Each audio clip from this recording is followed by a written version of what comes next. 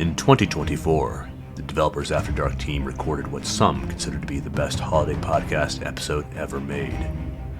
Shortly after recording, a team of jealous podcasters snatched the recording in an attempt to keep it in from the eyes and the ears of the public, fearing that the standard had been raised too high. For months, maybe years, the episode vanished into the digital abyss, until some brave soul tripped over an old USB stick in our studio's utility closet. Now, dusted off and ready for your listening pleasure, we present the long-lost holiday spectacular. Buckle up. You're about to get that big Nick energy. You know, I'm your host with the most, boss with the sauce, bringing big Nick energy.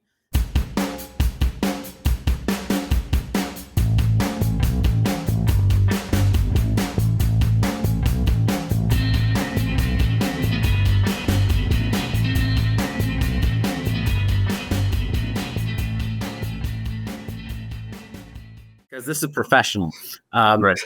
But yeah, no, here we are. This is episode 6. A good special holiday episode too, which means we've made it through 2024. Kind of like a holiday roundup. I'm your host with the most, boss with the sauce, bringing big Nick energy, El Capitan.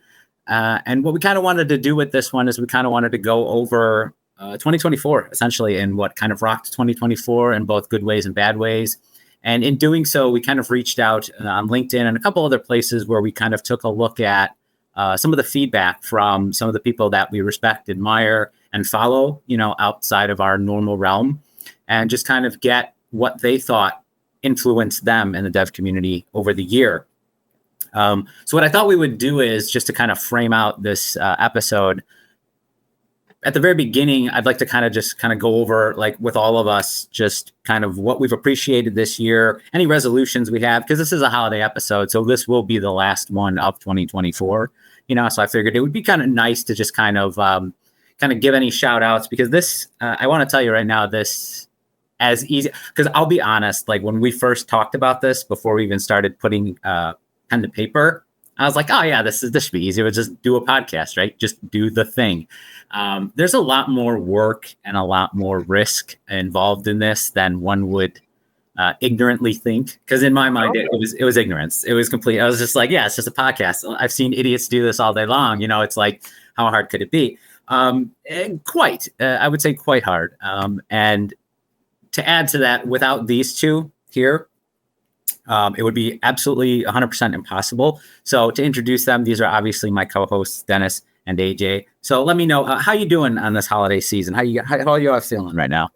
Well, after that, I feel so warm and fuzzy. Oh my God, man, that really just what's in the heart? It's snowing outside, but not in here, man. The heat's all on. I like this.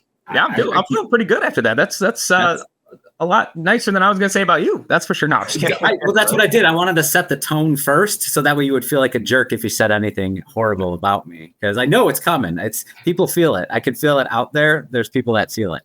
So I would have to say for this year, the things that I'm probably the most thankful for, honestly, is one, being on the developer relations team, just as the three of us are. Like, our team is phenomenal. We're always like looking out for each other, but also like the marketing team that has been helping us with all of our developer marketing stuff this year. I think that like without them, we probably wouldn't have been able to get a lot of the comms out that we wanted to get out and do a lot of the things that kind of helped streamline a lot of our stuff this year. So I think, yeah, in thinking about the year, like I'm just happy that like our team is still as solid as it is, and that I get to do this with you guys. And of course, naturally, everybody in the community who I've talked to and reached out to, all those people for sure. I mean, constant conversation. I love having conversations with people, even when it's not about HubSpot stuff, just to know like how things are going, like, how business is doing, stuff like that. 100%. How about you, Dennis?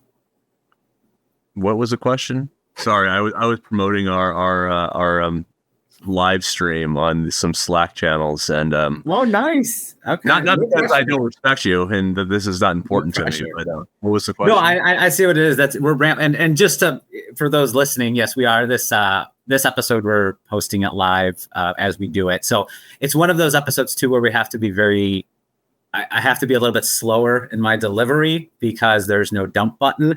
And I'd like to keep my job for 2025 because, I mean, there's still time. There's still time between now and January 1st where I could do something to be like, it's not us, it's you. But so, yeah, but no, we kind of just, I just wonder how you feel in this holiday season. Like, how are you? Like, it's the end of the year, a lot of good stuff. Yeah. I'm sorry. I thought it's another question.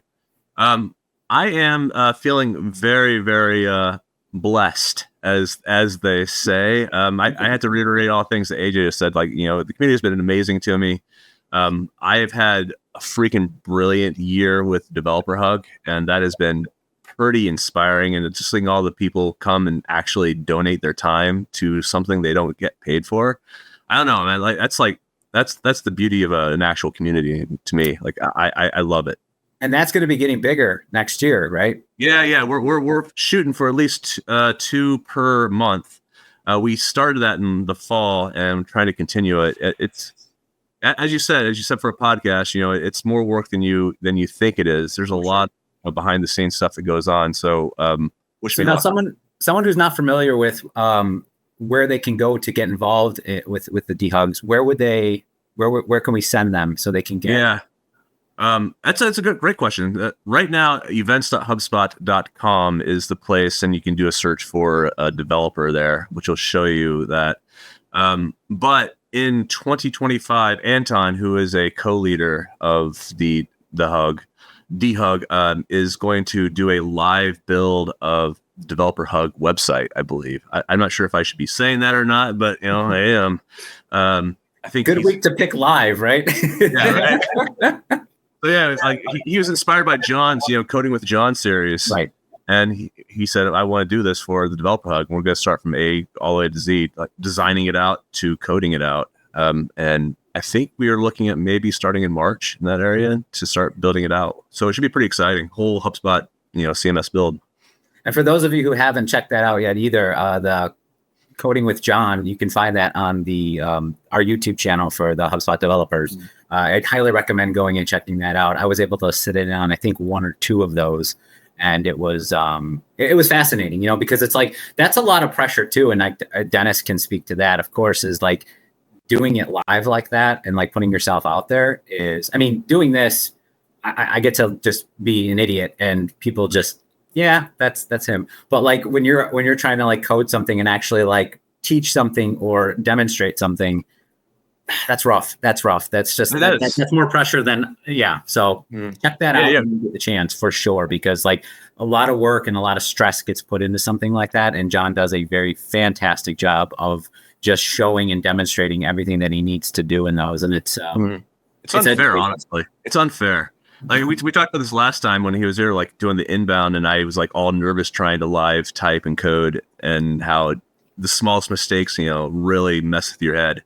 Right. And John just goes with it somehow. And if you're listening out there, buddy, well done.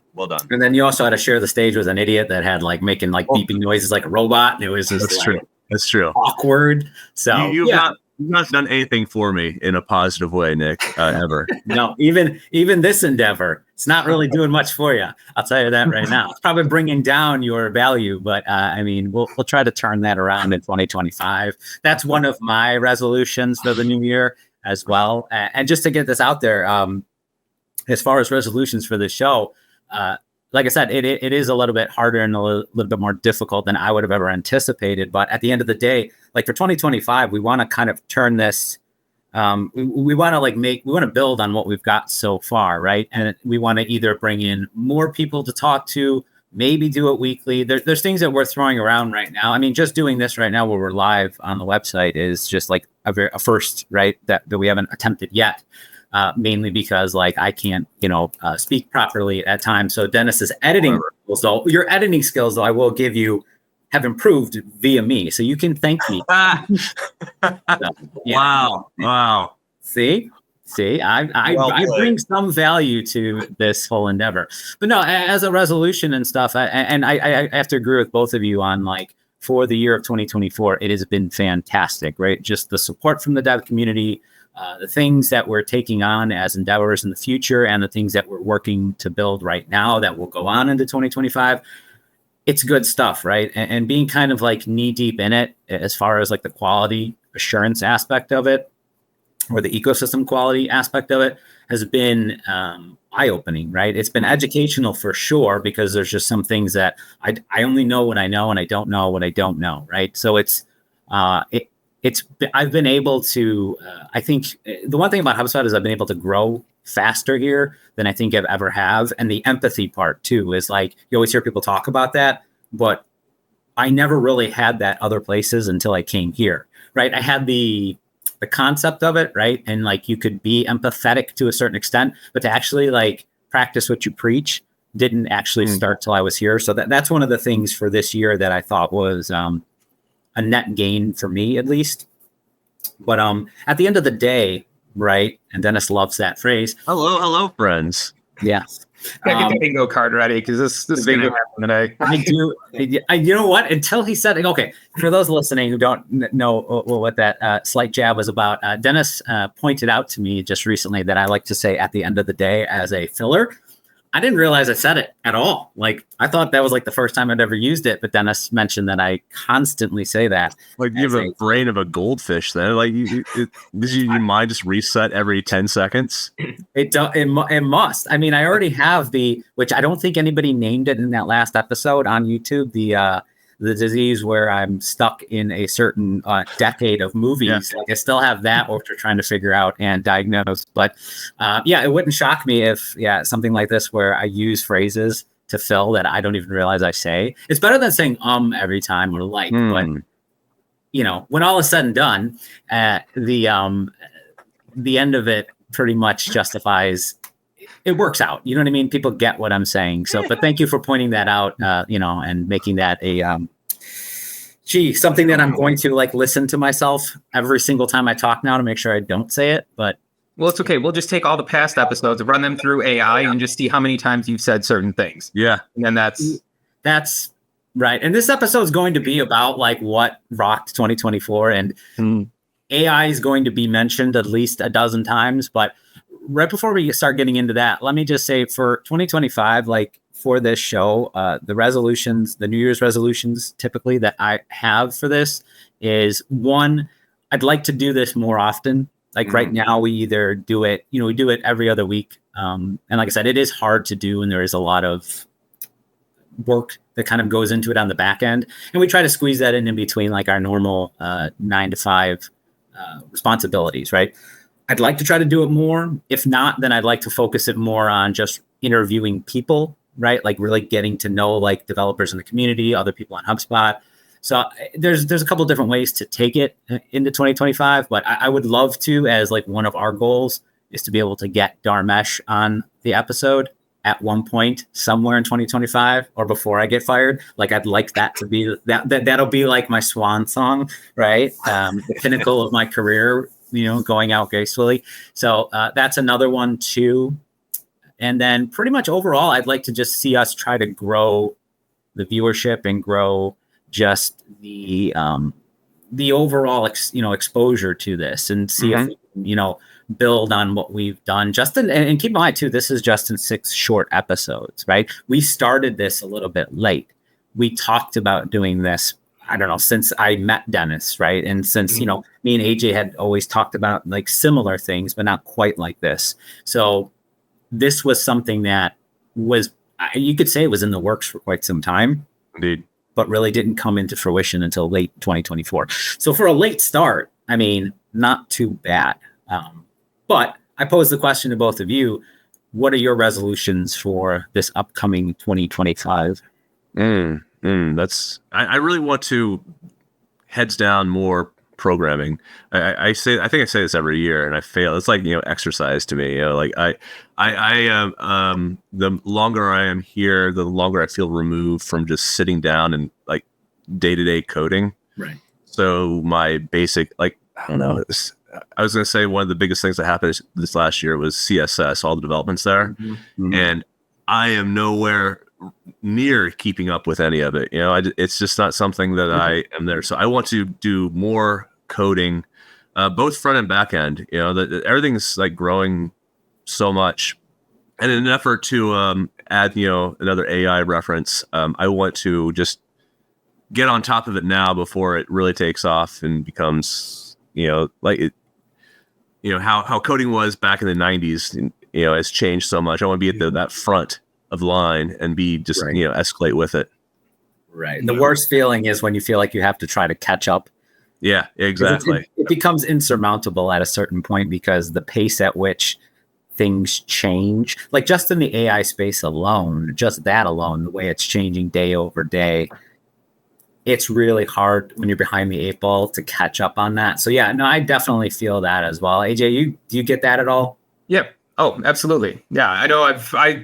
I ended up actually doing a subscription to Codecademy, so that way I can kind of stay on top of a lot of stuff there, and to kind of go with that. Like that is kind of my 2025 resolution, is to basically like do a little bit more on Codecademy, like get really more heavily involved into like the data aspect of stuff. Because as anybody knows who's talked to me, like I love data. I love like give me like 7 different tables of random data and let me try and put it all together. Like that, to me is like most people like putting puzzles together. To me, it's connecting all data points as much as I can and doing all of those things. So I definitely want to dive more into data this year, but also like Dennis said, like AI. I would love to dive a little bit deeper into AI too, and really just try and get a good solid grasp on like where data can connect with AI and how we can like make everything way more streamlined and do all kind of stuff like that. No, fair enough. Yeah, actually, I think that's going to dominate probably the rest of this episode as far as like, because we did pose the question to everyone out there, like we did it on LinkedIn and I think on Dev Slack as well. Maybe we just asked everyone we knew, like, what was 2024? What rocked 2024? Right, whether that be good or bad, and a good portion, if not 90-something% of the responses either had the word AI or agent in it. So it was like, it's pretty clear, right? Like what the number, if you were ranking this, right, what the number one was.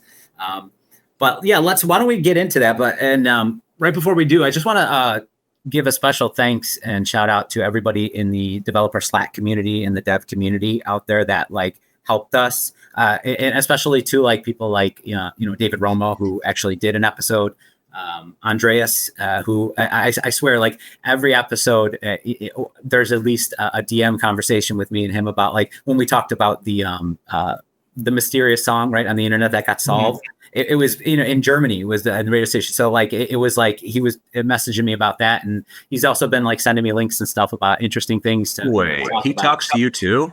I thought it was just me he talked to. No, and it's awesome too because it's like that's where you get to feel like, oh, okay, this isn't just us talking into the ether. There's maybe somebody actually listening, which is, it's probably the coolest feeling. It really is. Like, even if it's 1 or 2 people, it's still like, it's not 0. And that's where it feels, it really does feel good. But I would say if I had to sum up what I want that to be scaled, is that times 1,000 people, times, 10,000, whatever it is. If I could bottle that and replicate it, that is just the overall greatest thing. And I just want to say thank you to everybody and even our teammates too. Hannah, Bree, everybody, John, like that, took the risk of being like, you're doing what? Like what you guys are, I'm gonna have to sit in a space with you guys for an hour and talk. Really? Okay. I mean, again, it's a bit of a risk, right? It's like stepping into. Brooke's in the wings there. She's about ready to go on at some point in time. Soon. I know. I'm literally like, it's weird. I'm like watching it in the other screen, and that's So, but yeah, no. I mean, it's everything. Like there's the outreach from just internally too of the people that said like, well, I want to go on and like tell my story. It's fantastic. It's it's like it's like if you look at it, it's the greatest compliment to all of us because it's like I trust you guys enough to sit in the presence of everybody and like reveal things about myself to the 3 of us. It's like, really? Okay. If you trust us, cool. Like, I think I'm an idiot. Like it's great. I'm fantastic. So yeah, it's one of those things where it's like, it is the utmost, sign of respect that they're just like, yeah, I'd love to come on and talk with you guys about, myself or anything. Right. So just a big shout out to everybody that's, made this possible. Because at the end of the day too, like we're doing this. as like there's no doubt that we're not HubSpot employees, right? So my manager, your manager, everybody's manager, their managers have a slight hint that this is happening, and no one said like, yeah, knock it off. Like, so you have to, there's just something there that it's hard to put into words, but it's appreciative on my end for sure. So, Nick, if you start crying, I mean, it's trying to be the first time I've ever seen it. So the humidity in here, man. It's the humidity in here. It's hot in here. I don't know what it is. I got a fan going. It must be those prescription glasses that are totally not prescription and 100% fake. I don't know which side says HubSpot, but these are HubSpot developer glasses, actually. No joke. Are they really? Are they like glare reducing glasses of some sort? Nope. I just think they're fake.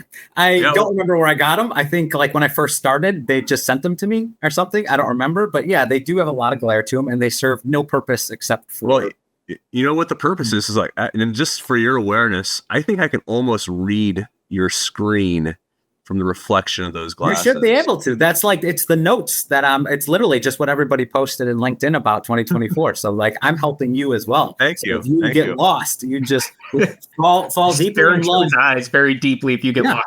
Fall in love with these hazel eyes, and you'll be just fine. Prompter. You'll be just fine. So don't worry about it. Just fall deeply, madly in love with these eyes, and you'll be able to read all of my.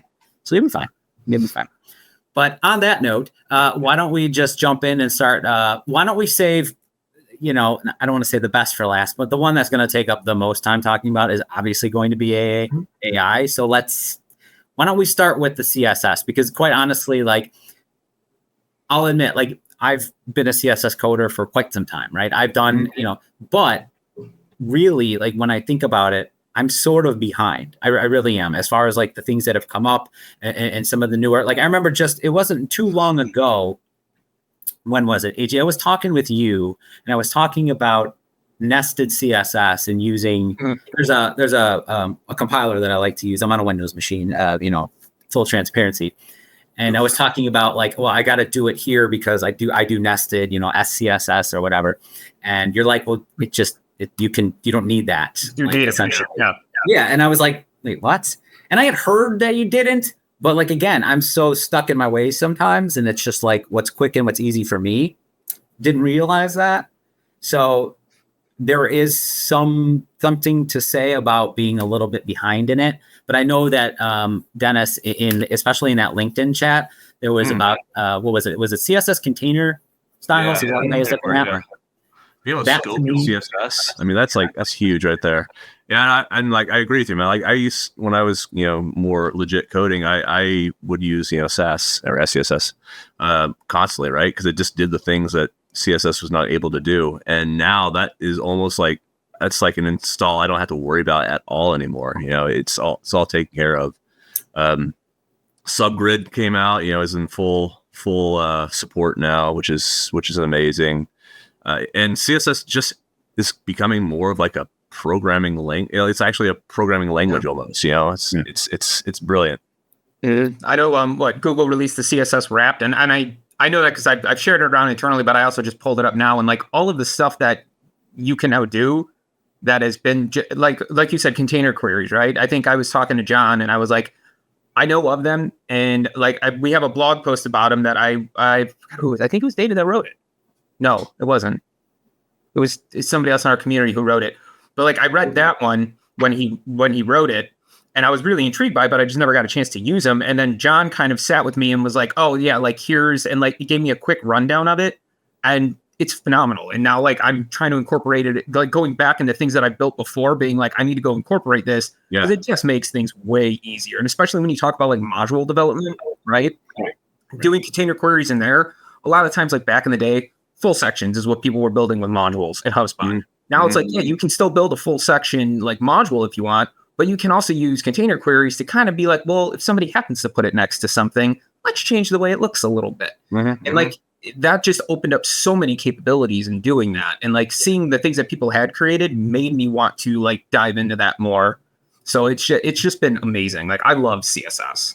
There was actually a rule in the template marketplace to not submit full width modules just because of that fact. Like people were doing it so often. I mean, it's not nearly a concern anymore, but like a couple years ago, like when I first started, that was actually a thing that was a concern. But yeah, and two, the thing that gets me too is like now that there's a whole new measuring system in characters versus like EMs or pixels, right? So now you've got that, which I haven't even like dived into yet, which is something I really want to take a look at, because it seems nicer now not to have to rely on the viewport and more just the container being the actual thing that's going to have to be focused on versus, having to worry about which device they're on. So that's always something I'm glad, you know what I mean? That's I'm like really excited about that. So yeah, that's one of those key things. But yeah, like you said, like, honestly, like I would say maybe even not that many years back, like where if someone said like, oh, I'm a programmer, and then you'd ask like what language or something, and you said CSS, they would literally laugh you out of the room. They'd be like, yeah, get out of here. You didn't say PHP, so I don't care, right? Like, right, exactly. Like that. So like it's kind of nice to see this come about the way it is and be taken more. Not that it's not taken seriously, but you know what I mean. Like that's the sentiment is much different. So yeah. I like that a lot for sure. Let's see. One of the other ones that came up actually was. And this is one that's less revolving around code, but I've kind of liked this myself because, again, a shout out to HubSpot for just the way that they handle this in general is just the well-being of the developer, right? Yeah. So basically just burnout, any type of like mental health, it's a concern, right? And a lot of people have expressed it, in different forms and fashions, whether that's the burnout or stress, but I think the approach that people are taking to it, because let's put it this way, I came from an industry and all the love in the world for real estate. Love it. Absolutely love it. I do. And I know Dennis loves it too, because it comes up almost every episode, except for maybe the last. But the mindset around that and around burnout and around what they would call work, life balance did not exist, at least where I was. And it's not a knock on the place that I work, but it is what it is. That's the vertical. Coming to here versus that, I have to say, like night and day. Absolutely night and day. The way HubSpot treats like, go do something, go out, like my son likes to say, go touch grass, Dad. Great, got it. Okay. So, but it's like, it's that, but it personified. Like you don't have to worry about that type of. I mean, it still happens. People get a little overwhelmed. They get stressed. But like now compared to before, especially in this vertical versus where I was at, I couldn't even tell you the amount of like, and the stories that since we're live, probably not going to mention them, but yeah, there's just been plenty of things where you would just look at it and be like, did that just happen? Did we just do that here? Like what? Not nothing nefarious, but just crazy as far as like the mental anguish, to try to get something done. I think you can think about it as the industry though, right? Because technology has increased so much, and like the rate at which technology is going, especially now with the addition of AI, like it is a more stressful environment because you have to move fast, right? Right. So I think over the years, we've seen this increase in technology and this opening of like newer technologies and things that streamline and things that move fast has kind of forced people to end up having to work fast and move fast and iterate fast. And I think those companies like, HubSpot does it really well too, is we will run full steam with things, but we also try to make sure as many people get eyes on it as possible.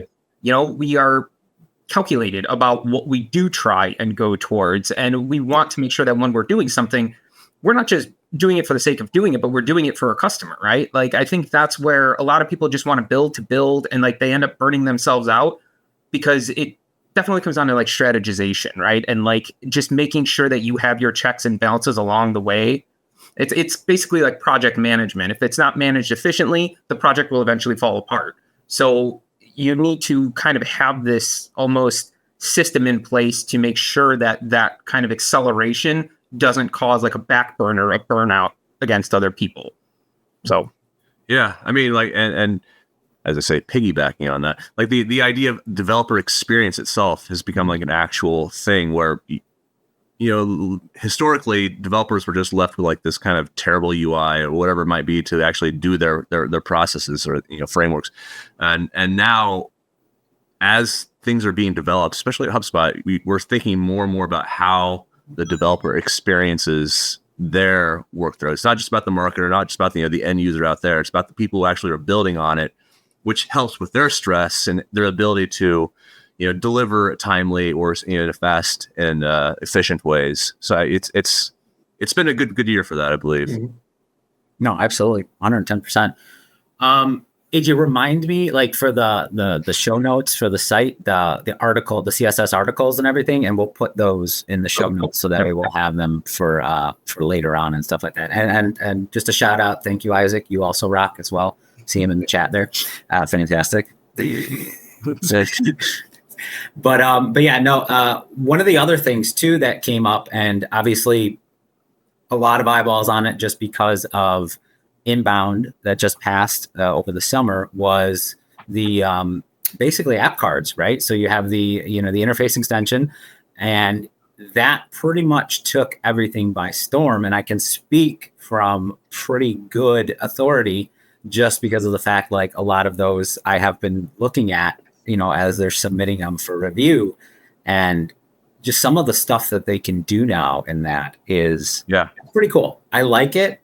It's like, it's one of those things where, and also too, a shout out to James Fry too, as well, because in the, when we posted that question about what rocks 2024, his name came up because of the app cards for the app, with him and his team as well. And it just goes to show like what you can accomplish now inside of those is fantastic, right? Yeah. The usability of them, having them placed within the CRM where they're at, it just makes things, it solves a lot of problems. And for me to be able to look at each one of these, individually, like, and it's cool because each one of them is different, right? So it's not like, and this isn't a knock on the asset world at all, but like when you're looking at modules, right, certain ones, whether it's a slider module or something like that, there is a bit of, and it's not a lot, but there is some repetitiveness to it, right? A theme is a theme is a theme is what I always say.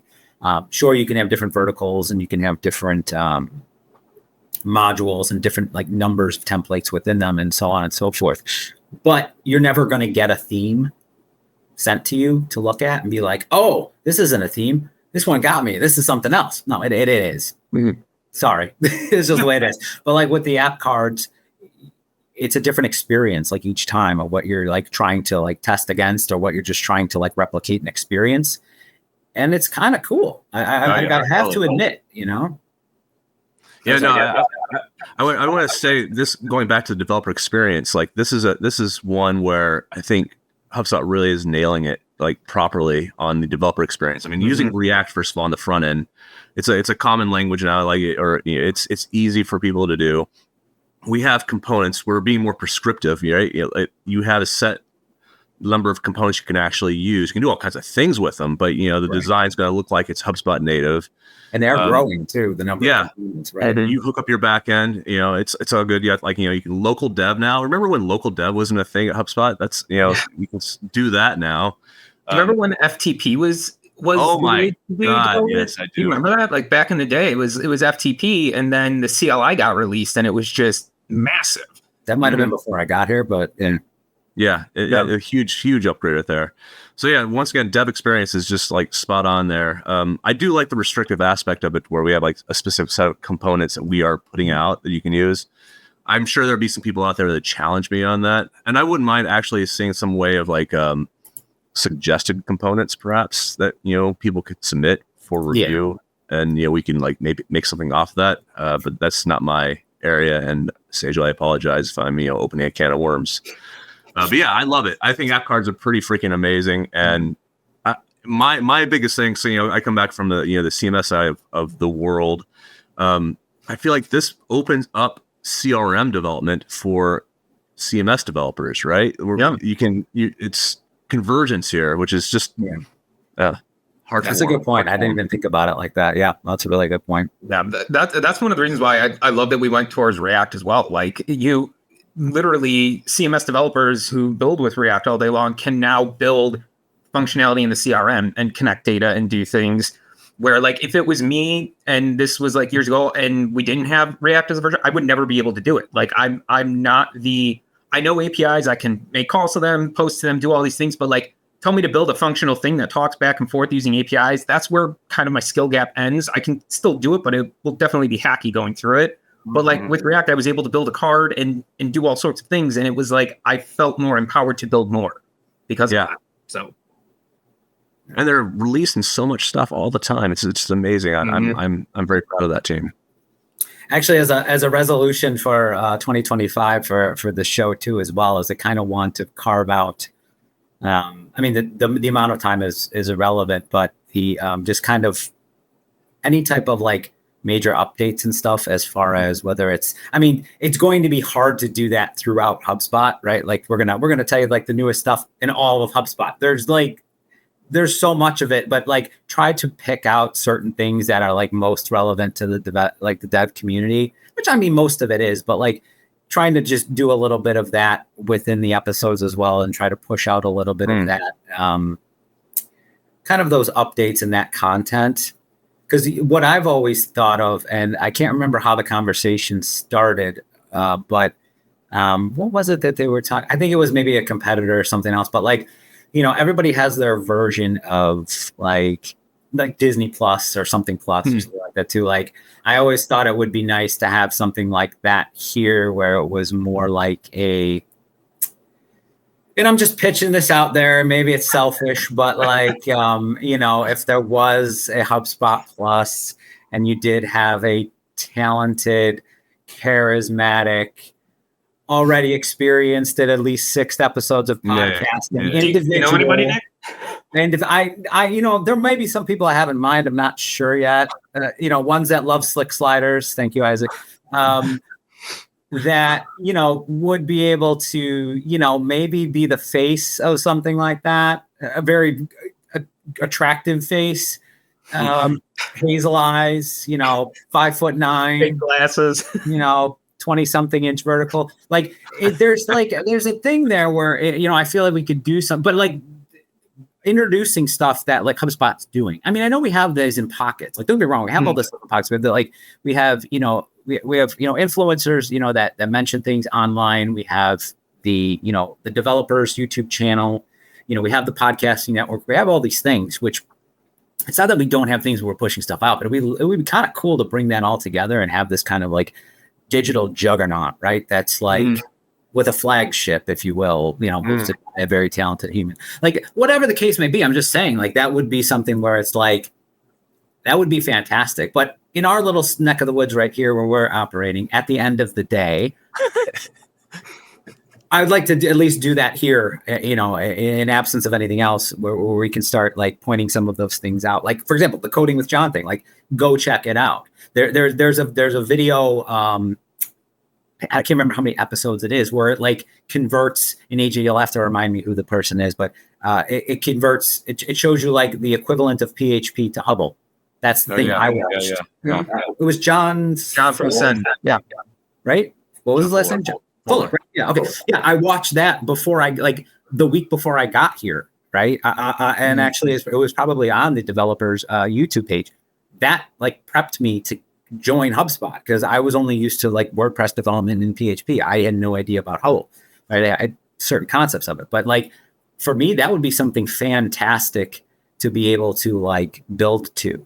Right. And then have it be bigger, and like, it doesn't have to be HubSpot Plus, but everybody has a plus, but yeah, something like that for me would be like fantastic, and just to like contribute to that. But will we have some sort of like Marvel Cinematic Universe type thing where we can have, you know, tie-ins in this? I just don't think the multiverse will be something we'll jump into, because it didn't seem to play out very well. It might get you a movie or two and a couple of box office, you know, just a little, you know, I think Deadpool put it best when he said the multiverse is dead. So like, yeah, we could try. And I could see it like being something big like that, where it just be like, you know, and it could really like launch other people to attempt things like this, right? Like, because like you would have a network where maybe there is certain things that are focused on certain like verticals, or like maybe they're like with React, like tell me you wouldn't watch a show where she like just talked about React and gave React examples and was like interviewing people like prominent in the React world. Like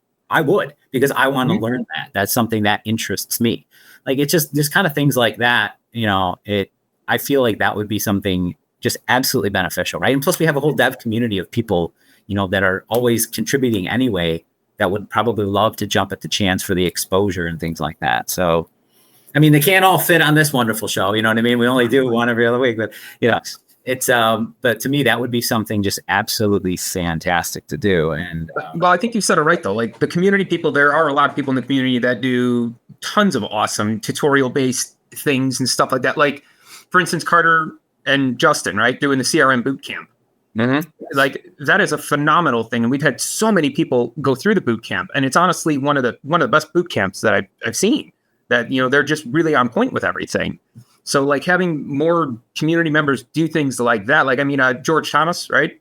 He posts videos all the time, and those are fantastic. I remember watching those videos that he used to post even before I joined HubSpot. Yeah. In the community. So it's just one of those things where there are so many people creating content. Just when we ask questions alone, or people like just for this episode, like the outreach that we got. And I also want to give a shout out to Pete Nichols for the poem response to Dennis's poem suggestion that we posted. Fantastic. Thank you for that, Pete. That was really, really cool. I liked that. But yeah, like, you know, like you mentioned, Justin was one of the people that responded to the thing, like what rock 2024, right? So he, you know, and it revolves around basically around UIX, you know, so it was, there's plenty of people out there, and there's plenty of, I think, interest and things like this. And the educational aspect of it for me, because I don't know, you know, I'm pretty transparent, and I don't know if this is to a fault of things that I don't know, right? If I don't know it, or I don't shy away from saying like, yeah, I have no experience now whatsoever, but I want to learn. And like things like that, with that like magnitude of growth and like those options. I mean, don't get me wrong. There's Code Academy. There's other things like that, but like there's something to be said about the intimate experience you would get if it was, especially if you work at HubSpot, and that would be a thing. Or you're not just learning from Code Academy. Like this is like Justin Gibbons, for example. This is just like I met him at Inbound for the first time. Amazing person. Like this is Justin teaching this. Like this feels personal. Like this feels there's something about that versus like, oh, I'm asking the robot at Code Academy. Could be an it could be an AI agent just answering my questions. There's something there that I think I would just absolutely love, you know, if it just a heads up, when Dharmesh comes on, it's just going to be his agent. You know that, right? It's going to be, there'll be an illustration, and they'll just say, yeah.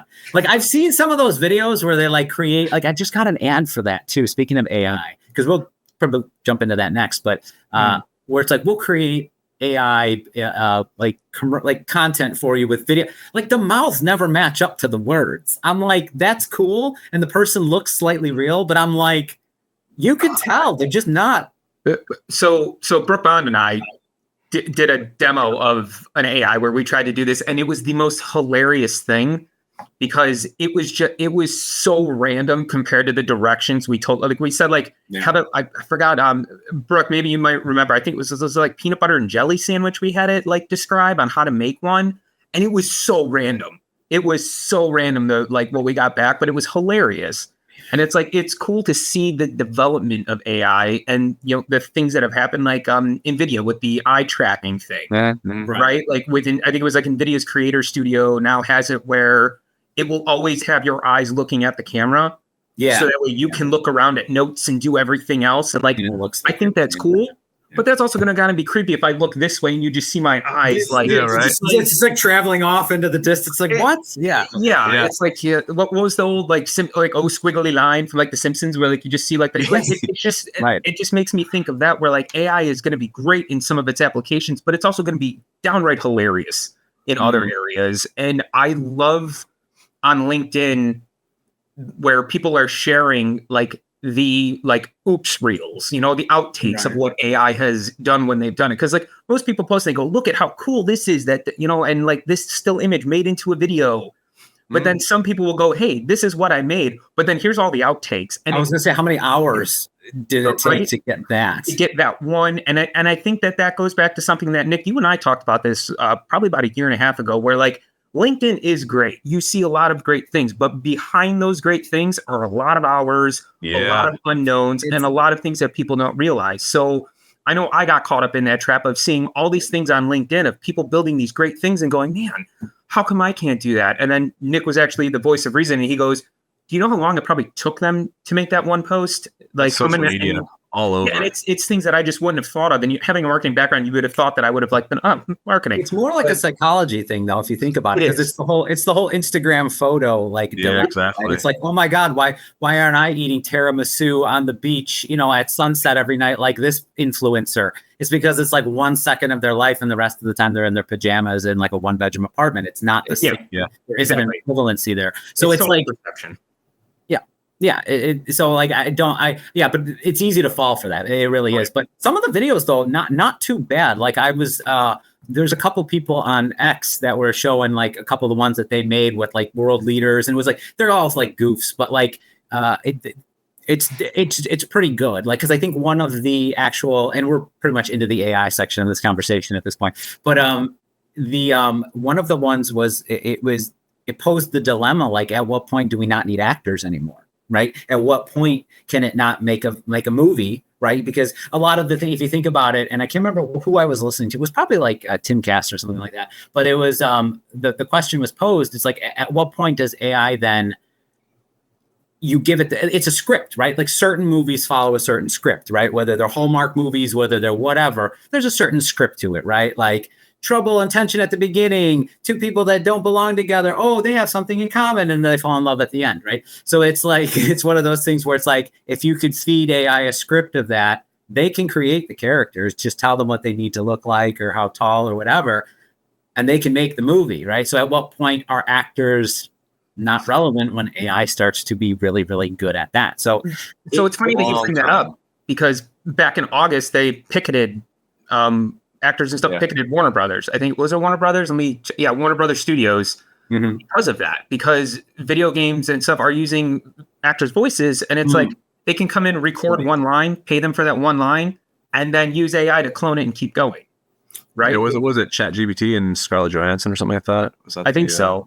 But a great example of this in the music industry, the Beatles, right, released Now and Then with a literal digital voice cloned of John Lennon. Yeah. And I don't know if anybody's watched the story of it on Disney Plus. If I didn't watch it. Totally watch it. It's the coolest thing to see. But this is something that they've been doing in the works for a while now, since like Lord of the Rings movies and things like that. The engineers were all working on these things, and then eventually it came around where they were able to do it. So like they tried in the past to do this, because it was a long lost recording of John Lennon that just basically playing for a song. And then they were like, well, let's get it back together. But when they did it, they had problems with John Lennon's voice, and then I think George Harrison getting his stuff was like dust and speckled, like clicks and pops kind of thing. But they were able to use AI to basically recreate John Lennon's voice to keep it going and clean it up, and then also to clean up Harrison's stuff. So like the thing is really cool to see how it all came together. But it's like, this is the power of AI. Where like, what's going to happen 20 years from now? Are the Beatles going to be releasing new music under their estate with their voices cloned? Like how, and that's where like this whole AI thing is great, but like there's a lot that's still to be battled and decided, because like voice acting, things like that, a lot of this affects it. Imagine being the team leader, manager of an ecosystem quality team and having to figure that stuff out. Isaac, but I agree. It's nerve-wracking, because you're like, you're battling with something that's moving so fast. So you're trying to create not boundaries, but you're trying to create ethical rules around something that's mutating and changing so quickly, right? That by the time you get something, down on paper, right? Doesn't even have to be concrete. Like the parameters have changed in a certain way or a certain form, right? Like a year or two ago, we wouldn't be talking about let's say like a year before the Scarlett Johansson thing, because that's just voice. Like we're at the point now that when that battle went on, that was like you're screwing over voice actors technically, right? So now we're talking about, well, the person doesn't even need to be there at all. I don't need an actor. I can just say, make-up name. I want him to look like Scarlett Johansson, not exactly like, but in that image. And I have an actor. I don't need to pay you to come out. I don't have to get your trailer, your bowl of M&Ms without the red. Like, it's there. You know what I mean? You don't need it, right? And then if you look at that and then you think to yourself, well, that's never going to happen. They're never going to look at the financial benefit. Like, how many movies are flops because they had to spend so much money on this, that, or the other? Well, it's not that much more of a risk now to do something that might flop because the investment might be cheaper. Now, granted, when the technology has to get better and this and that and more streamlined, but if it becomes to that point where it's like, oh, it's not that much money to just create an actor, put them in this, like I said, like this algorithm of like, take a Hallmark movie. I need, was it Dean Cain that was usually in most of them, the guy that used to be Superman? Give me a Dean Cain type person and a love interest, and then put it into the algorithm of Hallmark movie, spit something out for Christmas of 2024. And this might suck. That doesn't matter. It only costs us X amount of money to do it. Let's see what happens. If we break even, we break even. As long as we do that. That's real. Like, that's real. Like, it's how much money do you think it actually would cost though? I'm curious. Like, it ain't cheap, you know, like over time though, if you look at it from I'm just looking at it from the perspective of what technology does over time, right? Mm-hmm. Like, eventually, if it becomes more streamlined, if it becomes this, that, and the other, there's a lot of like ifs that have to happen in order for that mindset that I just described to actually come about. But there's been plenty of other things that we thought were going to be too VR, like in its first inception. Oh my God, how much money that's going to cost for you to have like a virtual, like do virtual reality. You're going to need this big deck all around you. Remember like the old ones at the very, very beginning where it was like, okay, you'll put these things on, but you need this whole thing all around you and this big, like, and you got to be on this platform and you can like now I can put on the Quest 3 and it maps my room. Like, it's like, oh, I don't need this. I'm just going to spatially figure out where you're at. You know what I mean? Like the But like in the movie world, like things that sound like Meryl Streep. I want to watch this movie because of Meryl Streep. You know, like you think that is going like how's that work with AI? Like, are we going to have like a floppy disk with Meryl Streep that we just bring over to another set? I hope you're not talking bad about Meryl Streep. I love Meryl Streep. That's my point. You know, I think they'll create the next Meryl Streep or the next so and so, right? The next Denzel Washington, the next action star. They'll create that person because again, like even over time, right? The next person comes along. Like even the ones that we like to, and don't get me wrong, there'll always be the archival. Like I like John Travolta in Broken Arrow. Not many people would ever say that, but like Face Off fan, or Nicolas Cage in Face, right? Like those will always be there. But for the future, I could easily imagine a world where you say, well, I like John Smith and so, and John Smith was just an actor they made up. Because remember, it's not too far fetched to now be able to say like take Midjourney, where you're like, I need to create a what would you call it? I need to create this is my spokesperson, but keep using that likeness in different scenarios. I don't see where that couldn't be. I would hate to see that happen. Like I would rather have actors. I'd rather have movies the way they are. You know, being from a generation where you've grown up to like know that. But is it impossible? No, just the way other things have evolved over time. Now, again, it's the ethical thing is the thing that's going to throw like a wrench in everything because if I'm an actor right now, which I would love to be, I would be upset. I would be pissed if they're just saying like, well, I'm just going to make an actor on the computer and I don't need you anymore. Yeah, no, I hear you.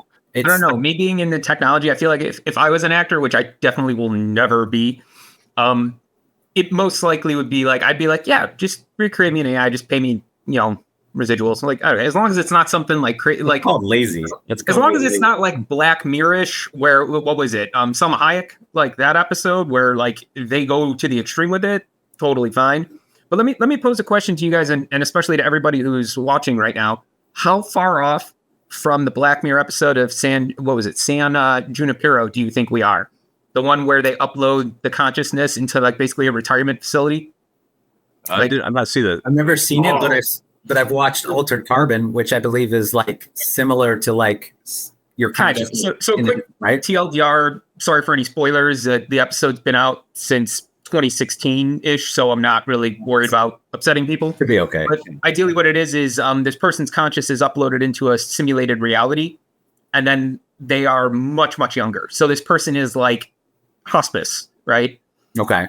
They upload their consciousness into a computer, and then the person's back being like 18, 19 in San Junipero, or I don't even know, San Junipero. And it's like the town, and they're like meeting other people and they're talking. And here, all of these people that they're talking to are all people that have had their conscious uploaded. This is like Futurama in the heads, isn't it? Like, yes. The Nixon heads, Futurama. Like, how far off do you think we are from that? Because if you think about it, like we have simulated realities already with VR, right? They would be close proximity. Like, okay, let's put it this way.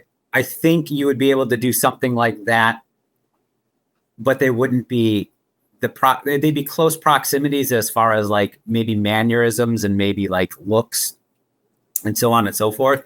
But I think the human consciousness and the personality aspect of it, I don't think they're anywhere near close to being able to mimic something like that. They maybe, because think about the way it does it now. It's like it's a sum of parts, but it doesn't understand how that's put together. True. It's also a philosophical question. You know, like what is you? What is the definition of you? Like there's there's a great Blazer for one is me, but that's there's a great book called Star Trek Physics. So I forget the name of it. Something like that. I'll find it and I'll reference it. I'll find it. I'll put it in the notes. But the question is, you know, when you beam me down, basically it destroys you and makes a copy of you down, you know, wherever you went, right? Is that actually you, or is that a new person altogether? You know, what is the answer to that? Well, it depends. Is it like the Prestige, where it's basically dropping the original one into a tank every time? No, you're just eliminated. You're atomized. You know, like you no longer. John just said the same thing. John said that you get destroyed when to enable to move you. Yeah. Basically, what Dennis said. Yeah. No, that's 100% true. Yeah, 100% true. Yeah. No, it's I don't think they're going to be able to get close, because like, how do you honestly replicate like witty sarcasm, charm? Sure, you can copy the hazel blue eyes, the beautiful mane, but you can't really mimic. I'm just saying hypothetically, like I'm not pointing anything out, anyone specific, but like, if we're talking hypothetics, 3 years later, there was a clone and it was kind of better and funnier and great mustache. How do you don't really, there's certain things you might be able to replicate, but the rest, I don't know. So also I feel like there's a little bit of a lack of humility. Like I think that we're not all that great, right? Like I think the next version is not going to be us exactly anyway. So the next version of me better be 6 foot something and be able to spike a volleyball better than I was. Like I'm just like, why would you sit there and replicate something where I know my faults and be like, why don't you just add a little bit, you know what I mean, a little bit more muscle tone, you know, like why not, right? If we all just did become the heads in Futurama, that'd be the best joke in history. Is it sad that I was binging Futurama before we started this show? I mean, it's the best way to get ready for AI. It's like Futurama is pretty much a lot of the things we're aiming for as a society, right? Would you say it's the boilerplate to the future, and that we should probably put it in a GitHub repo? And Oh, absolutely. It's a documentary shot in real time, basically. It's that's kind of the way that works. But yeah, let's jump. Like we're still in AI, but let's take a look at a little bit more. There was one that I wanted to point out because I never heard of it before, but and I can't remember who said it, but it was funny because they said it's amongst my favorite and my worst discoveries of the year. But that's Cursor, acquired by Data Robot, and I took a look at it, and it's actually pretty cool. It like helps you rewrite your code, essentially, is the way like it kind of looks. I haven't downloaded it yet, or I haven't like attempted to use it, but just reading. Have you?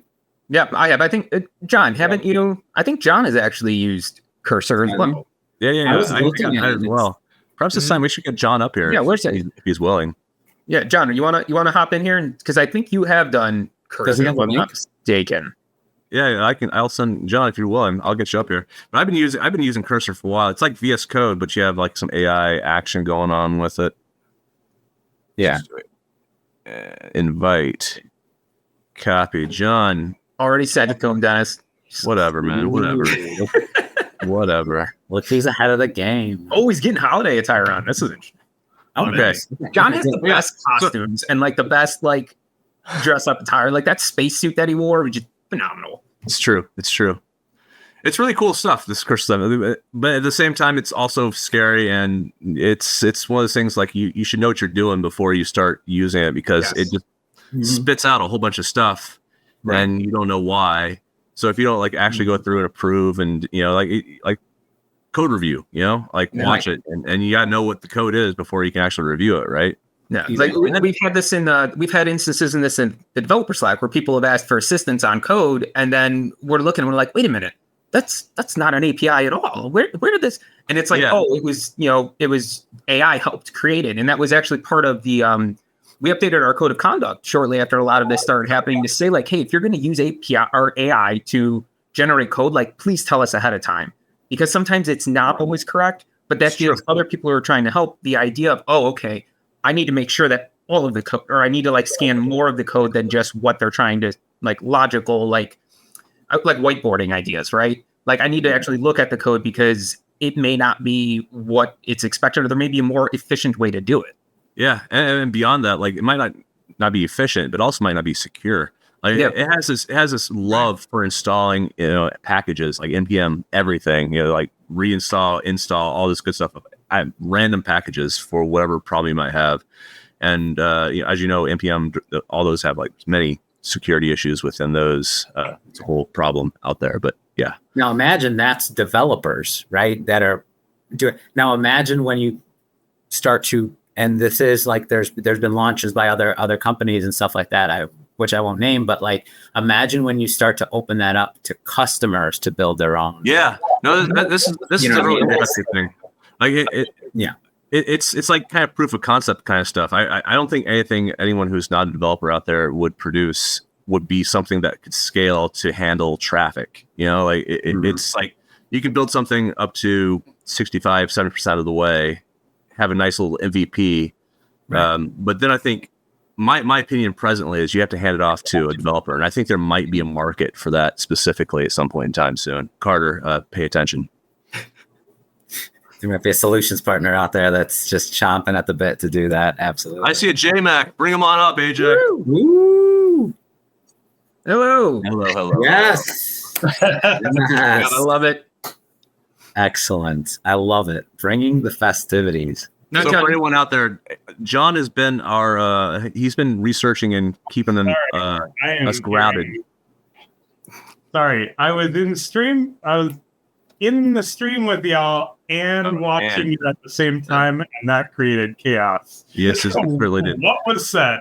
I thought I'd introduce you as you've been kind of the person on the ground, like keeping track of all the AI developments in the development world for us, and trying to, how I say, like develop an opinion, how we feel about it, and how it should be approached.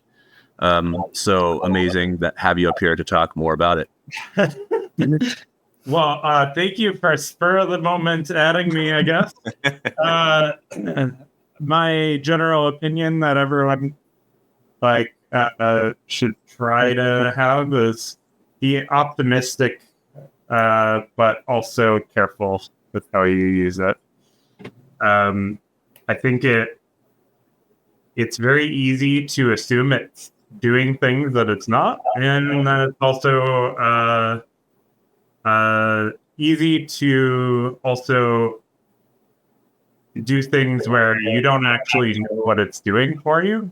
Like an example of something I was working on today in Cursor, because Cursor was brought up, is I've been building a little HubSpot project for fun, and that project, I basically just wanted to do some simple API requests to HubSpot. And it installed a whole bunch of npm packages, and it's just in an endless loop of errors. So it's one of those things where it's like, okay, well, I could have maybe just done this myself, and it would have taken an hour, but I spent 4 hours instead, just telling it to fix its own stuff. So I would say, then the only reason I'm spending time having it fix its own things is because I didn't write its initial code, so I don't know exactly how it's going to approach everything. But if you take it in bite-sized bits, if you work on one small feature at a time rather than the big picture, it tends to work a lot better. GitHub Copilot Workspace is super exciting. I've played with that. I have not tried GitHub Spark. That's probably really cool too. Replic's interesting. Yeah, a lot of exciting stuff happening right now. Yeah, it's in a lot of ways it's a faster way to copy and paste from Stack Overflow in a lot of ways, right? You don't know what it is, you copy paste it, hope it works, type of thing, right? Shh, don't give away the secrets. Which I have something in here about Stack Overflow, right? They're the most, and I'm looking at it. The most common frustration for them at 62% is the amount of technical debt. So it's interesting because, do you think AI creates more technical debt, or do you think it actually reduces? I think it creates more if it's not efficient. Yeah, that's what I've read, that it does improve the efficiency of senior engineers who know what they're looking at. So it's like having a nice little junior programmer on your team. It's not necessarily very skilled, but is quick about it. And you as a senior have to go in and do the reviews and actually say, whoa, where are you going with this, buddy? Which is why I actually like Cursor over some of the other options out there, because there's an approve, you can apply it or, reject it. Whereas like Replit, for example, man, that just goes to town, building out all kinds of things. And then you ask a simple question wait, actually, could you add this to the navigation, please? And it deletes 35 files, creates 17 more files, 75 more packages. Yeah. But it's there. It's going to happen, and it's going to improve for sure.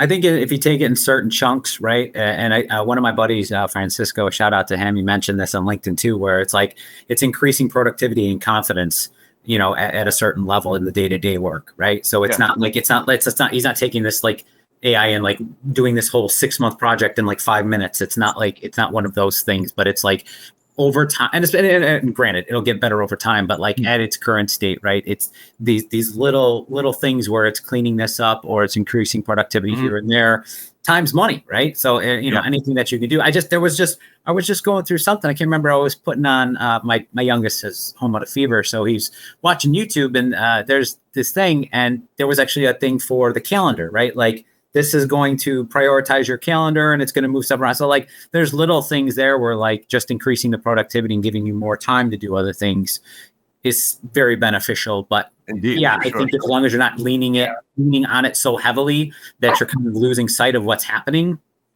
Yeah. Speaking of losing sight, at least even with Replit, you can still download and look at your code, right? It's still there. You can edit it if you want. But have you all looked at this Devin? Where it's you interact with it through Slack. I mean, what the heck? I've only seen there's a YouTuber named The Primogen. He paid for the 500. Oh, right. You found the subscription, and his videos are hilarious on it. It is. He's found some ways to work with it that are very unorthodox. In one video, this was all live streamed. He convinced it that it was an ape from Planet of the Apes, and that it had every interaction that he ever had with it, he would speak to it in broken English, and it had to reply to him in broken English. And bizarrely, it was actually doing a decent job. It still had some quirks where it would do something random, but it was mostly working. But how do you feel about abstracting it away that much? I mean, you are now no longer in charge of your code base. I'm not sure. I've never played with it, and as Carter said, it's very freaking expensive. So I'm not sure if you can yes, a vulnerability, and I see it more as so.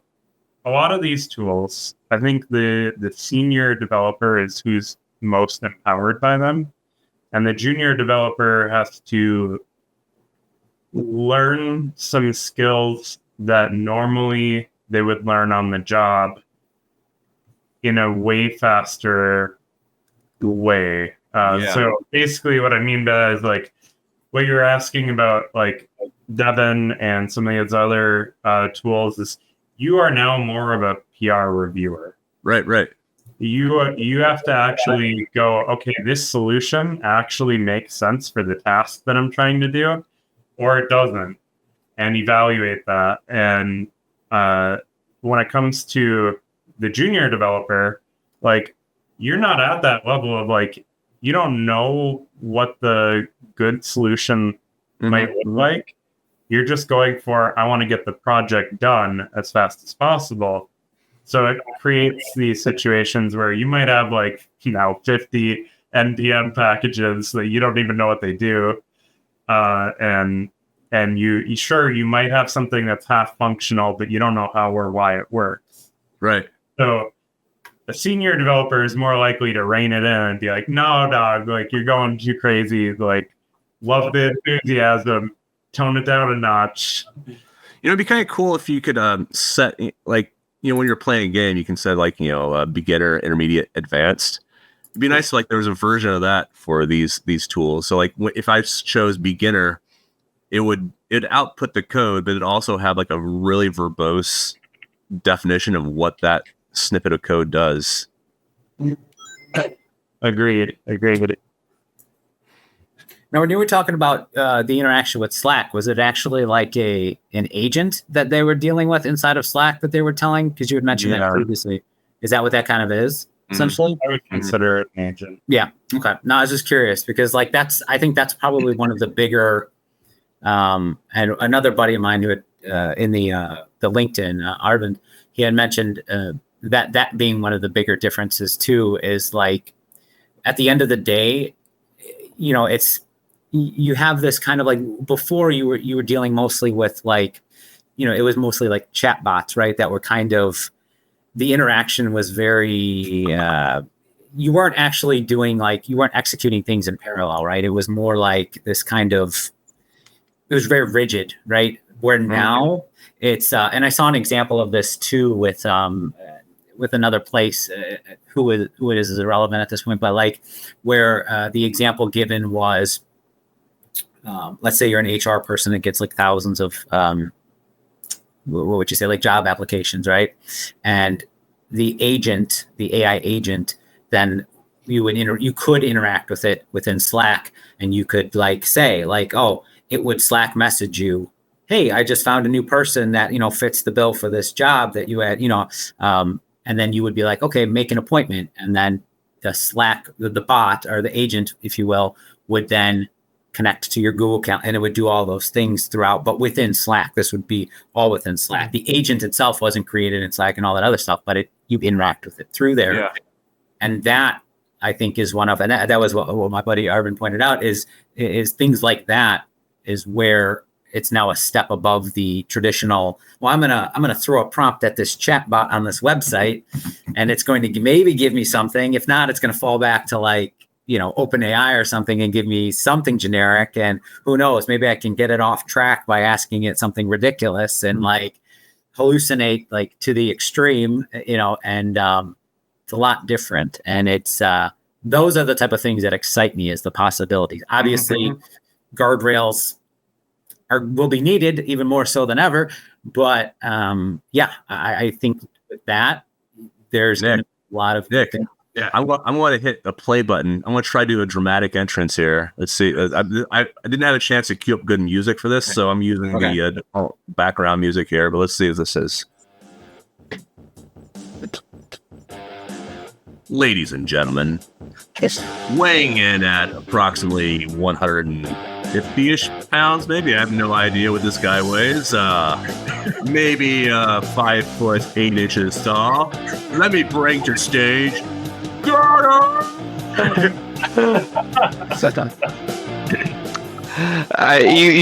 were about right on the 150, but I claim to be 6'1".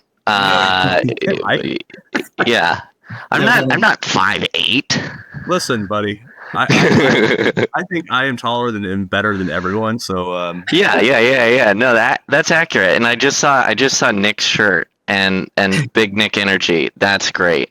Yeah. That's awesome. I unfortunately don't have my Santa hat or any fun T-shirt on, so that's a little bogus. But it's and okay. John got all dressed up. You're just representing developers because that's literally the attire that we wear all the time is just all black. Yeah, it's a blank T-shirt. I had I have about 15 of these blank T-shirts, and yeah, that's us developers. So tell us, Carter, like this whole AI thing, pretty overhyped, right? Just kind of, we'll go away next year, right? Oh yeah. It's in a phase out. It's in a phase out for sure. No, I mean I absolutely love my Claude. I'm not a big OpenAI fan, but Claude and Anthropic. I see. Yeah, that's the play. So what makes you enjoy Claude over OpenAI or Anthropic? Well, Claude is Anthropic. OpenAI. Yeah. No, you're good. It's like a sub. It's like a one ring down. OpenAI. I cannot say I trust OpenAI, but I still use a lot of their tools.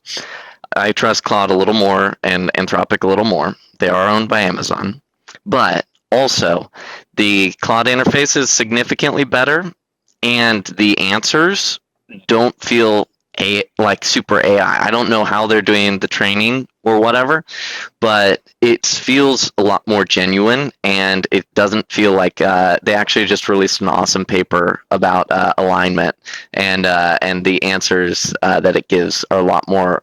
It feels like they are not like dumbing down the model afterwards, or they're like tightening up the model to get it to say specific things or not say specific things. It feels like a lot more open. And I also love Grok AI and like just XAI's models. Wow. Unfortunately, Gemini was not mentioned. Not even mentioned. No shot. Yeah. No shot. No, I used Gemini like one time. Although Google's video model, man, what is that one called? Limu or something? Leo? Mm-hmm. Yeah, Leo, I think. That is freaking insane.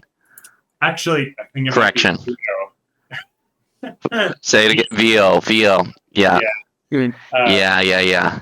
That's insane. Because Sora just got released for everyone, the OpenAI video model, and that's cool. But the VO model just blows everything out of the water.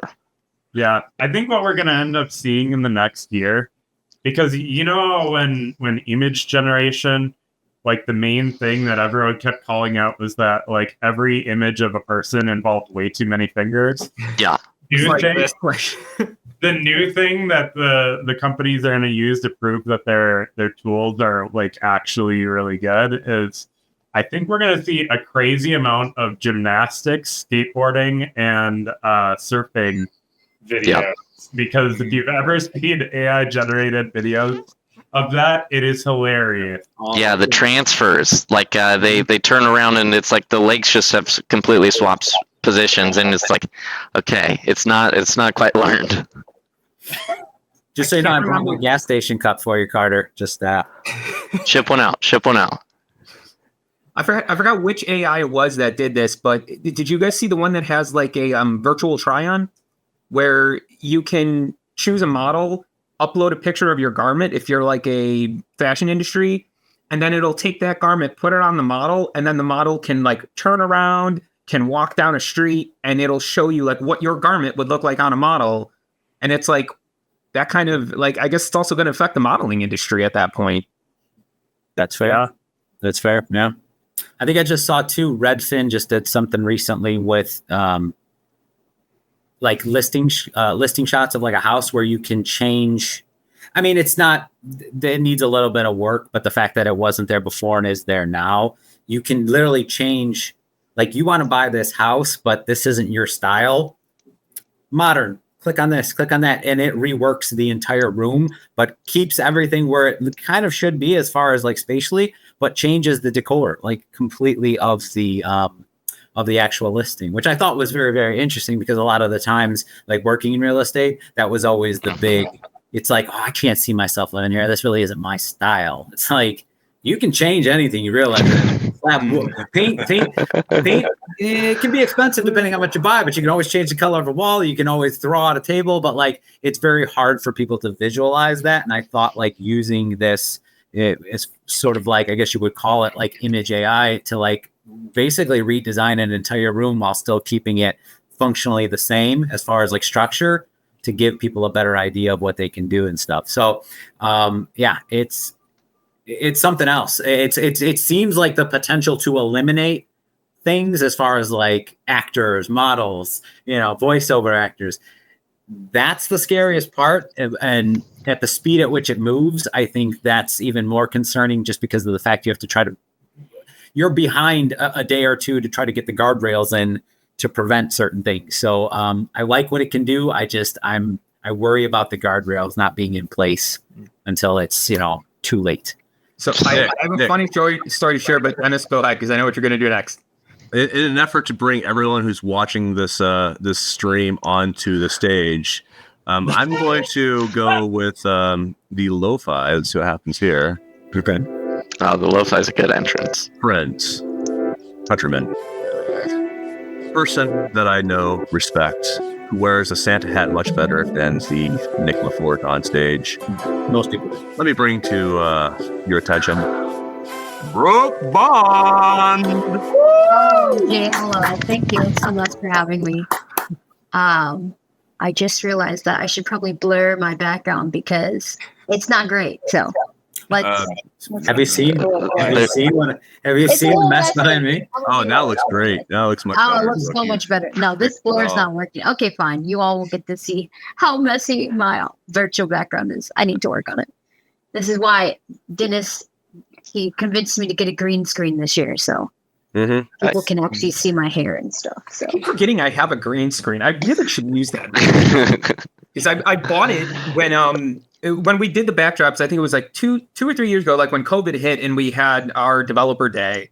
We all got like the backdrops that said HubSpot and all those things. And then I was like, this is great. So I ended up buying another one from the company that was green screen on one side and like a white brick wall on the other, because I figured we could use it to take pictures of our kids for like Christmas and all that stuff. And I still to this day haven't used it for the green screen. I was in a closet back there. The play is Dharmesh. Dharmesh has a big green screen behind it, but it's his house, and it's like his actual spot. He just has it cleaned. I'm like, that's the play. You make people think you don't have a green screen while still having the green screen. I heard that. We'll never get him on that show now because you gave away his secret. He said that once in a meet, like in a team or in a company meeting, and I didn't believe it at first. I'm like, what? Why would you do that? And I'm like, all right, I guess. I mean, like, let's not ruin the opportunity. I don't know, worried that his kids go walk into the room while he's on a Zoom or something. That's funny. So, Brooke, tell us, AI, like, big fan, not a big fan? What are your thoughts here? That's a great question, Nick. I am cautiously optimistic. I don't think it's at the level of where people think it is. Like, it's not like, we're not like in the Matrix or anything. Like, I don't think it's going to like be that crazy. I think it's really good at very simple tasks. But if you ask it to like try and like actually reason like a human does, because it's basically just like determining what it's going to say based on the words that come previous to it, it doesn't have the ability to actually reason and think, which is why we've seen where like Cursor and like Replit and stuff like that get stuck, where it's like you tell it to do something and it's like, oh, let me now change this thing that was totally fine and superfluous to what you actually asked me to do. So, yeah. Yeah. Well, I'll tell you what, if this is the Matrix and they stuck me with Dennis and AJ, I need the red pill like yesterday. Like, but no, that's a fair point. That's rewriting all of that. Yeah, I haven't used it yet. I'm definitely going to, because somebody had mentioned it earlier and I didn't even know it was a thing. Honestly, that's how stuck I am in reviewing stuff. I don't see daylight sometimes, but yeah, no, at the end of the day, I want to check that out. But yeah, that would be a little bit disconcerting to me if there's that. But there is that fear though. You're right, like 100%. Like certain people you talk to, they'll make it seem like AI is going to eliminate everything tomorrow, as if it's like polished, ready to go out the door, and like, you're just fighting inevitability. There's reason for concern, obviously, but I think like, yeah, you're right. It's definitely a little bit further off than I think a lot of people are raising that fear flag, if you will, for it. But Well, let me just think. Skill issue. Sounds like a skill issue. You got to improve your prompt engineering. Well, and I mean, I think we talked about this yesterday, though. There's like a lot of people who like want to use AI and become like technical about it, but like they don't understand how it works behind the scenes. Sure. So it's like we're just gonna eventually have like all these people using it that have no idea like how it was made, what it was trained on, like how it's even working. And then like we talked about, it's just a big black box for everybody eventually. Well, I know. So there was an article 2 years ago, and I'm gonna post it here in the chat so everybody else can kind of take a look at this who's watching the stream right now and see. 2 years ago, somebody decided to have an old childhood friend that they used to have. I think they had passed away or anything like that, but he basically took his microwave and injected AI into all of it to be his old friend. And the moral of this all is eventually he was like, "Oh, it's okay. Come on inside." Like he opened the door and come on inside and let's hang out. So he opened the door into the microwave. Okay, and then the microwave turned out mirror in real life. How big of a microwave wait. does he have? Wait, I'm so confused. Yeah, like when I saw this like 2 years ago, and I was like, "This is why AI needs to be looked at." This reminds me of the house, that the movie that I never remember the title. That you to. still don't know the name of. Yes. Well, I think the movie is called Smart House, right? Is it? Well, look it up right now to get this off my chest. It's the one where she like, because like the whole premise is like they win this like smart house. It's like super futuristic, and the children don't have a mother. So then the house is like, let me create a mother and become their mother. It was creepy. Did the smart house happen to kill anybody? Because mine. No, they stopped it because the creator, the lady who created the house, knew how to like do the kill switch pretty much, and that's what saved the day. Yep. That Smart House is a movie from 1999 about that exact thing, and it did not get very good IMDb reviews. I mean, it's a Disney Channel original movie. It's classic, Carter. Okay, then it is classic. Yeah, it has to be. There was actually So what was it? There was a based off of what you're saying, AJ, with like it going kind of off the rails, but it was just I just heard it on a podcast just recently, and I'll find it for later. But like the premise of it was the code that they wrote tried to lie so it wouldn't get deleted. Like it was like there was something where it was trying to write something and it was asking it to edit, like remove part of it, like remove part of the code, which would remove part of like the actual logic, and it lied and said it did it, and it didn't actually do it because it was trying to self-preservate. Like it was like the craziest thing. Like I gotta find it. Maybe I'm explaining it slightly off, but just imagine like you telling code to delete itself and it's saying like, or delete something that's like a vital part of itself, and it's saying, yeah, no, I did it. Yeah. And then you look and you're like, that's what this paper is, Nick, by Anthropic. When they align the models at the end, it's like, hey, does the model align with these core values? And we got to make sure the model has figured out that if it lies during that step, it's not going to get switched off and like toggled off for certain things. So it's now lying on that last step to get to full production. It's crazy. that is insane. Yeah. I do think so. I've read the same articles, and as well as the prior ones, they've done similar repeated studies on like models doing malicious behavior. There is one caveat you should know. It is important. Like the research is important. But before prompting them to delete themselves or delete whatever thing that makes the AI what it is, as well as before it goes and does the like a malicious action, they first start with a prompt telling it that its goal is to do that thing and why. So like the caveat is like it's not automatically just trying to preserve itself. Okay. However, where it gets dangerous is, so if you've got an AI tool and somebody can inject the prompt into it, and they get their prompt in first effectively, then you don't know that it's trying to do all of this. So the new hacking, the hacking of the future. The new hacking is literally social engineering, but with bots. Yeah. Actually, there was a crazy experiment. This guy put 20 grand in like a bank account, and the AI had the ability to transfer money out of the bank account. You could send in prompts to the AI. It was like $100 buy-in to send in prompts, and if you got it to send the 20 grand somewhere else, you got to keep the 20 grand and then whatever the buy-in was. And eventually, it moved the money out after it got to like 50 grand. It's a wonderful old Twitter thread, and I was like, that's ingenious to find some safety flaws in your model. It's like, hey, we're going to put 20 grand in this bank account. If you can get the AI to move the 20 grand and whatever else is in the bank account, the pot, you win it. I was like, yeah, that's genius. And that gives sweepstakes and stuff a whole new Yeah. Like, That's your hackathon right there. That's that's brilliant. I like that. There's an AI bot in I think it's in England right now that will it gets on spam caller lists, and it's just this old lady who I've heard that one. yeah, She'll just like, keep be them on the talking about her phone for cats or something. yeah, I love that. Yeah. it's amazing.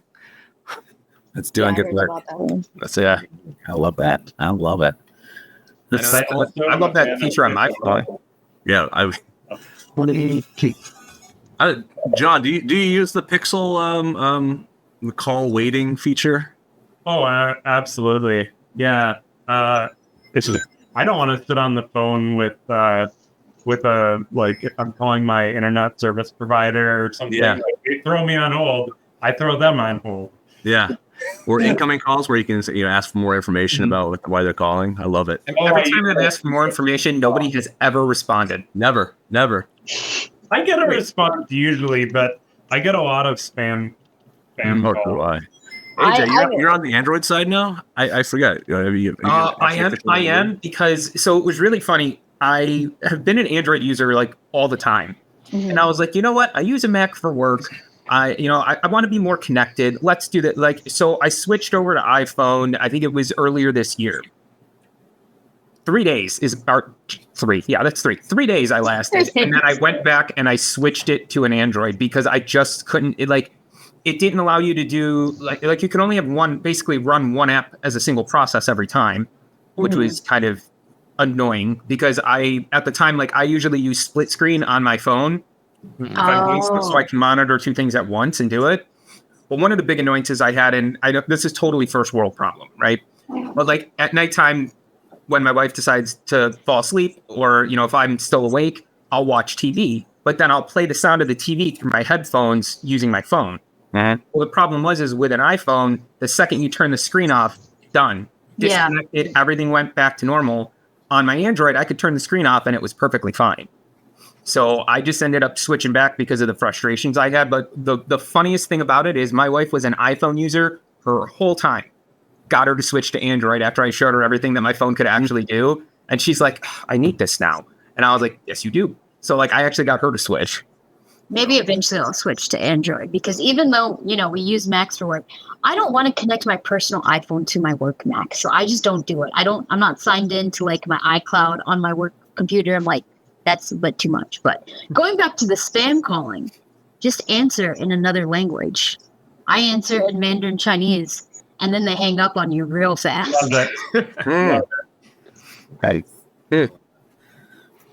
My wife actually, she wants to go back to a dumb phone. That's her next device. That would be a dream. Going back to the Nokia flip phone that I used to have. Yeah. My dad used to have a Motorola Razr. Maybe I can find it and see if I can get a SIM card for it. Yes. Razors. Those were great. I remember I got it was like a BlackBerry kind of thing. I forgot what the phone was, but I ended up getting one of those from somebody and I just switched my SIM card to that. And that thing I used that for a long time. But that was when cell phones were great because you could literally drop it or run it over and then just pick it up and continue with your call. Whereas now, I think it dropped from the arm of my couch to the floor and I cracked my screen and I was like, are you serious? It was carpet. I put in an order for a Light Phone 3 a little bit ago. I'm still waiting for it. I think it's coming in January. But I pivoted away from a dumb phone a year ago to an iPhone, and now I want to pivot back. So I'm waiting on that to arrive. I don't think I could ever imagine Carter having a stripped down, non-technical phone. I don't know if I could ever believe that you would have something non-technical. It's surprising. Yeah. I like to check out. I mean, I thought he was a 5'8", so you never know with this guy. Dennis is full of lies. Full of lies. Why don't we do this, guys? Because we're hitting up on about an hour and a half now. So why don't we wrap up with kind of everybody kind of giving their biggest New Year's resolution that they're going to have? Because like I mentioned at the beginning, this is going to be the last episode of 2024, and we hope to do a lot more of these in 2025 with individual interviews and things like that. Brooke, Carter, you're on the list. John, you've already done it. Doesn't mean you can't do it again. But yeah, so why don't we just kind of go around real quick? I mean, I've already done mine, but I want to hear from everybody else. Like, just kind of what your biggest New Year's resolution is for 2025, and then what you kind of look forward to most in this upcoming year. John, you can go first. We'll go. I'm just looking at my screen. Okay. I hadn't thought too much about it, but I think I'm gonna do the classic try to diet and exercise more. That's my goal. I got to get better at that. Not a bad goal. Not a bad goal. What are you looking forward to most next year for 2025? I think, so HubSpot has this cool thing, and AJ is getting to take advantage of this very soon, but HubSpot has this cool benefit where if you've been around for 5 years, you get a sabbatical. And this recurs every 5 years. So we have a team member who's had more than one sabbatical now. But so my sabbatical is this year as well as AJ's. So I'm excited for that. Nice. Congratulations, Dennis. So my sabbatical starts in about 10 days, 11 days. Oh my- Stop. What are we going to do without you for a month? Nothing will get done. Nothing will get done. The podcast quality is going to go up a little bit, but like, We'll need a stand-in. On the next podcast, instead of like a little peg line saying AJ under AJ, it's just gonna have a picture of AJ and it's gonna say AI. yeah, I'm gonna make an AI actor for this one. Yeah, just make I mean, like, there's a ton of like avatar generators out there, right? Oh, I totally. There's enough videos of you on this podcast that we can train the model pretty easily. Please do this, because this would be hilarious, because I would love to just see the random answers it gives you. I'll look into it. Or just have Chris stand in for AJ. That could work. That could also be the play if you want the random answers. And the blazer selection as well. So I know. Yeah. His blazers are way better than mine, though. Chris actually He does rock some orange good blazers. Mine's a $10 find at Walmart like 4 years ago. How about you, Carter? What kind of resolutions you got for this year for New Year's? Yeah, I really want to do a little more teaching, like a little more content out there, and I should probably get better about the LinkedIn game, because that's a big pull for a lot of people. And I've seen some people that are posting a lot of cool developer stuff on LinkedIn, and like I would really like to contribute to that. So some teaching and some content is something I'd want to get into. Love it. I'll sign up. You name it, I'll sign up, because there's a lot of learning I need to do. What are you looking forward to for this next year coming up? Anything in particular? You doing anything important? Well, we always have the dev boot camp, and then we have San Francisco inbound this year, so that's going to be also super legit. And I have a couple of people in San Francisco I always love catching up with, so that's going to be awesome. Excellent. Brooke, how about you? This is a little bit of a confession. Ooh. I've never built a serverless function, so I need to learn how to make a serverless function. You got this. Wow, we gotta fix that. I know. I'm like, I have really been behind the 8 ball in terms of like upskilling in certain things. Like I did like all that React stuff. I was like learning how to do that for the CMS stuff, and then I was like, I'll get around to the serverless function stuff that is literally connected to like almost everything else, and I just haven't done it yet. So I need to like. I sit love down. that naked honesty. That's good stuff. That's great. So that's my big thing, and yeah, I just want to, like you guys said earlier, like I want to get more into coding this year. Like actually set aside like maybe like one Friday a month to just be like my coding day, where I can like go through and like do different things and just build some stuff. That's such a good idea. I will happily join you for that one day a month. If you like that would be. I mean, I'll put it on the calendar, make it a recurring event, invite everybody who wants to come. Yeah, that's a beautiful initiative. Yeah, absolutely. 110%. How about you, AJ? What do you got as far as New Year's resolutions, aside from taking a month off? I think that goldfish comment earlier, Dennis, was right, because I don't think Nick remembers that we did this at the beginning for us. Yeah. I know, but this is the wrap up. This is the wrap up, and I'm giving everybody a chance. And plus, that way you can improve on your answers if they weren't exactly quality. True. I think they probably weren't. So as John said, like I am looking forward to my sabbatical. It's going to be through January, which is nice. My kid's birthday falls in January too, so it's just even better. I'm buy gifts. Wow, that's So I'm excited for a lot of that. Things I'm looking forward to in 2025. Honestly, I'm looking forward to seeing like the developer community and how it all keeps taking shape. To be honest, like our community is still like one of the greatest things ever, and being a part of it before I even came to HubSpot it was awesome then, and it still is. And I think the amount of transparency and empathy that I see in the community is just going up and up every year, which is such a great sign to know that like people can come into this community and go, hey, I don't know anything, please help me. And people, like Carter's usually one of the first ones that'll hop in and be like, let's do this. And just like everybody is so helpful Love in it. the community. And I absolutely love it. So I'm excited to see our community and the events that come up this year and, the boot camp. Like I honestly want to go through the boot camp, even though I know like everything it is. I just want to go through it because it's just amazing. So. Excellent. And then Dennis, no one really cares. So let's There's that empathy piece. Wow. So empathetic. Oh, looks like we're at time. Sorry, Dennis. Yeah, Dennis is the CEO of this operation. That's true. Whether This he goes wants nowhere to if I don't let it. That's exactly like Dennis holds the keys to this car. I'm just in the passenger seat. I'm the one hanging out the window drunk. So like this is I want to hear, Dennis, what are you most excited for in 2025 coming up? Yeah, I mean, community. Developer Hug is going to be amazing next year. I'm really excited about that.